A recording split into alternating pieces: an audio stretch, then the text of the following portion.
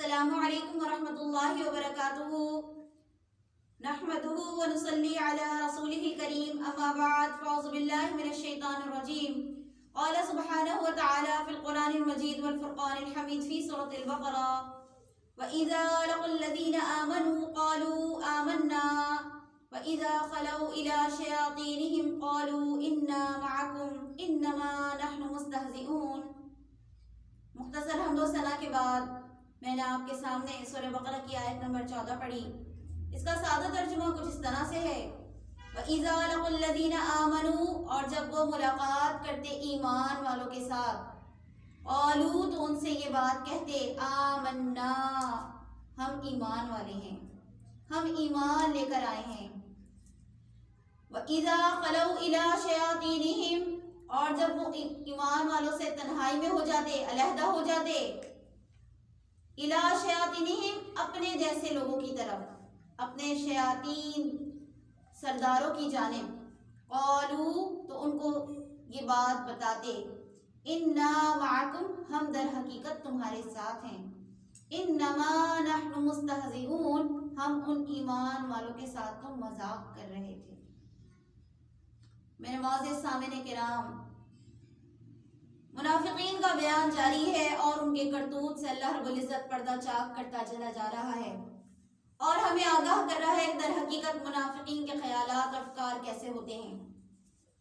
وہ ایمان والوں کے ساتھ گٹھ جوڑ کرتے ہیں، ایمان والوں کے ساتھ دوستیاں کا راگ الاپتے ہیں، ان کے ساتھ اٹھتے بیٹھتے ان جیسے حلیے رکھتے ہیں اور ان سے کہتے ہیں ہم بھی تو مسلمان ہیں، دیکھو ہم بھی تمہارے جیسے تمام معاملات کر رہے ہیں۔ لیکن جیسے ہی انہیں تخلیہ ملتا، تنہا ہوتے، علیحدہ ہوتے اور اپنے ہم خیال ہم عقیدہ لوگوں کے ساتھ اٹھتے بیٹھتے تو ان کو یہ بات کہتے، در حقیقت ہم تو تمہارے جیسے ہیں، تمہارے ساتھ ہیں، ان ایمان والوں پر تو ہمیں پورا یقین ہی نہیں ہے، نہ ان کے عقیدے جیسا ہمارا عقیدہ ہے، نہ ان کے مذہب پر، نہ ان کے دین پر، نہ ان کے افکار پر ہمیں یقین ہے، بلکہ ہم تمہارے ساتھ ہیں، ہم تمہارے در حقیقت مددگار ہیں۔ یہاں اللہ نے اِنَّا مَعَكُمْ کا ذکر کیا، یعنی جیسے تم ہو جن معاملات میں تم ان کو زخم پہنچا رہے ہو ایمان والوں کو، ہم بھی تمہارے ساتھ ہیں، ہم بھی ان کو تکلیفیں پہنچائیں گے۔ پھر اِنَّمَا نَحْنُ مُسْتَهْزِئُونَ کہ اللہ نے الفاظ کا ذکر کیا کہ منافق در حقیقت ایمان والوں کے ساتھ بیٹھ کر ان کی جی حضوری اس لیے کر رہے ہیں تاکہ ان کا پیچھے سے بیٹھ کے مذاق اڑائیں اور ان کا استہزاء کریں، کس حوالے سے کہ دیکھو ہم نے ان کو جی بھر کے بیوقوف بنایا، یہ ہمیں اپنے جیسا سمجھتے تھے، در حقیقت ہم ان سے اپنا کام نکلوا رہے تھے۔ یعنی منافقین کے دل میں در حقیقت ایمان نہیں ہوتا۔ یہ اعلان اللہ رب العزت نے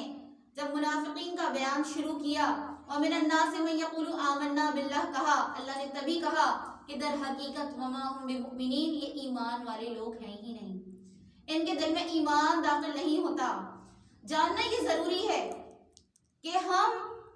اپنے اعمال میں، تنہائی میں یعنی خلوت میں اور لوگوں کے ساتھ اجتماعی حالت میں کیسے ہیں، ہماری انفرادی سوچ اور اجتماعی سوچ کیسی ہے۔ اگر ہم اپنی انفرادی اور اجتماعی سوچ میں فرق اور تضاد پاتے ہیں تو ہمیں اپنے ایمان کے بارے میں غور اور فکر کرنی چاہیے، کیونکہ اللہ رب العزت کا یہ اعلان کھلا ہے قرآن مجید کے اندر کہ منافقین کا ٹھکانہ در حقیقت جہنم کی گہرائی ہے۔ اللہ رب العزت ہمیں منافقین کی خصلتوں کو اختیار کرنے سے بچائے اور سچا ایمان والا بنائے، آمین۔ السلام علیکم ورحمۃ اللہ وبرکاتہ۔